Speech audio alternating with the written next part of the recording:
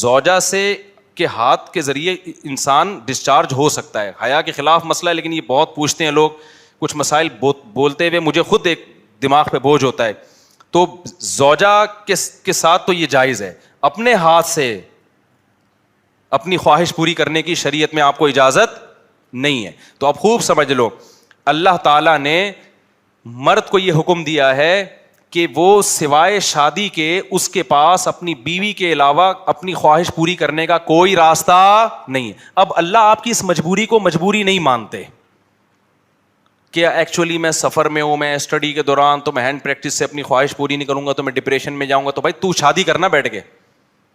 اگر آپ یہ کہتے ہو کہ مجھے رشتہ نہیں مل رہا تو اپنا معیار گراؤ.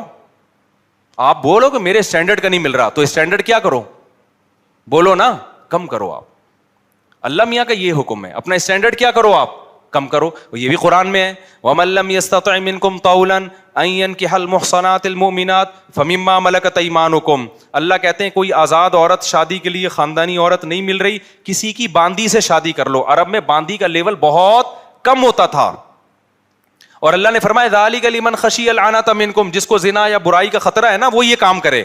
تو کیا مطلب, اللہ کیا حکم دے رہے ہیں, اپنا اسٹینڈرڈ کیا کرو, بولو نا, گرا دو. اور یہ اللہ نے مرد میں خواہش نفس مسلط اس لیے کی ہے کہ نہ چاہتے ہوئے بھی شادی کرے. یہ اس لیے نہیں کی ہے کہ ہاتھ سے فارغ ہو کر اپنے آپ کو ٹھنڈا کر لے اور شادی 10 سال کے لیے مؤخر کر لے. یہ تو مسلط کی گئی ہے, کیونکہ شادی کو اسلام نے آپ پہ نہیں چھوڑا, فطرت نے آپ پہ نہیں چھوڑا. ہم اور آپ پہ چھوڑا ہوتا تو ہم 50 سال کے ہو کے بھی نہیں کر رہے ہوتے.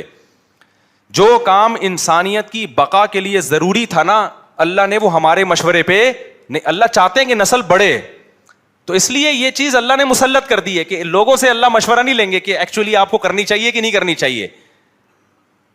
اللہ مسلط اتنی کر دیتے, آدمی کہتا ہے بھائی میرا دماغ پھٹ رہا ہے, میں برائی کی طرف جا رہا ہوں, میرے پاس کرنے کے علاوہ کوئی آپشن ہے نہیں, تو مسلط ہو جائے. کیوں, اس کا فائدہ کیا ہوگا, مجبور ہو کے آپ نکاح کرو گے, ایک دوسری عورت کو بھی آپ برائی سے بچا لو گے, اور دونوں کے ملاپ سے اولاد ہوگی جو اللہ چاہتے ہیں کہ نسل بڑھے. یہ تو فیملی پلاننگ والے کہتے ہیں کہ نہیں بڑھے, لیکن اللہ نہیں مانتا ان چیزوں کو. نہیں یاری بات میرا خیال ہے. تو یہ فطرت نے مسلط کی ہے. تو اگر ہم مجھ زنی کی اجازت دے دیں تو اس فطرت جو آپ سے چاہ رہی ہے آپ اس کے اگینسٹ چلنا, بولو نا, شروع. مثال کے طور پر فطرت آپ کو بھوک لگاتی ہے روٹی کی, کیوں لگاتی ہے, چوری کر کے کھاؤ.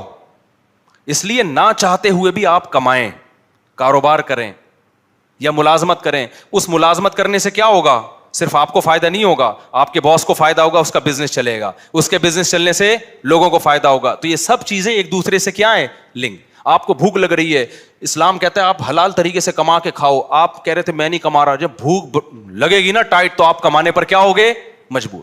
پھر آپ بزنس کرو گے, اس بزنس سے آپ کو بھی فائدہ ہوگا اور قوم کو بھی فائدہ. تو کچھ کام قدرت ہم پہ مسلط کر کے کرواتی ہے تاکہ لوگوں کو اس سے کیا ہو جائے, فائدہ, ہمارے نہ چاہتے ہوئے بھی فائدہ ہو جائے.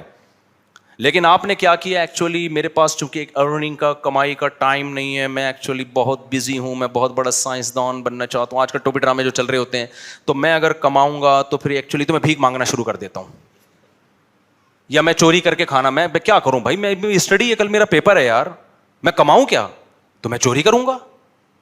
چوری کرنے سے کیا ہوگا, پیٹ بھر جائے گا. ڈاکٹر کہے گا کہ آپ کے وٹامن سارے پورے ہو گئے ہیں. جس مفتی نے کہا تھا چوری نہیں کرو, وہ آپ کی صحت برباد کرنا چاہ رہا تھا.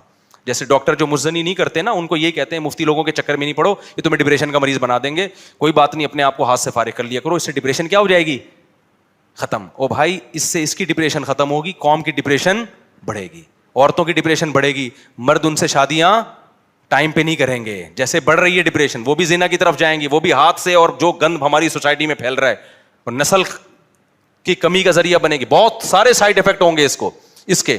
تو فطرت آپ پہ بھوک مسلط کرتی ہے, نہ چاہتے ہوئے بھی آپ روٹی کماؤ, امتحان کو مؤخر کر دو, کیونکہ روٹی کمانے کی فکر ضروری ہے, اس سے دوسروں کو بھی روٹی ملے گی, اس کو بھی بزنس ملے گا. تو فطرت جو بیسک ضرورتیں ہیں نا وہ ہم سے نہیں پوچھتی, وہ ہم پہ مسلط کر دیتی ہے. تو صحیح آدمی ہوگا, صحیح ڈاکٹر ہوگا, وہ کیا کہے گا, یار بھوک لگ رہی ہے نا, پڑھائی کو ایک طرف رکھ, تو ایسا کر کچھ کما یار, کچھ سائڈ بزنس کر لے. اس بزنس سے پھر قوم کو کیا ہونا شروع ہو جائے گا, فائدہ. اگر فری پھوکٹ میں ملنا شروع ہو جائے تو وہ سارا سیٹ اپ کیا ہو جاتا ہے. تبھی تو میں اس کے خلاف ہوں, یہ جو دسترخوان لمبے لمبے بچھائے ہوئے ہوتے ہیں, امیر غریب کا فرق کیے بغیر کھلا رہے ہوتے ہیں, اس کا نقصان یہ ہے کہ لوگ اپاہج بن جاتے ہیں. پھر ملازمت کرنا چھوڑ دیتے ہیں, مزدوری مہنگی ہو جاتی ہے, کیونکہ مزدوروں کو جب فری میں اتنا مل رہا ہوتا ہے وہ کہتے ہیں اب ہمیں ضرورت کیا. ہاں کہیں ایسے مزدور ہوں جن کی دہاڑیاں کم ہوں, وہ ایک الگ بات ہے. تو اب سمجھے اسلام اور دین فطرت ایک ہی چیز کے دو نام ہیں. تو اللہ میاں نے جب حکم دے دیا ہمیں کہ تمہارے پاس نکاح کے علاوہ کوئی راستہ نہیں ہے, تو اٹ مینز اب کوئی راستہ نہیں. اگر کسی کو لت پڑ چکی ہے تو توبہ کرے, عادت چھوڑنے کی کوشش کرے وہ.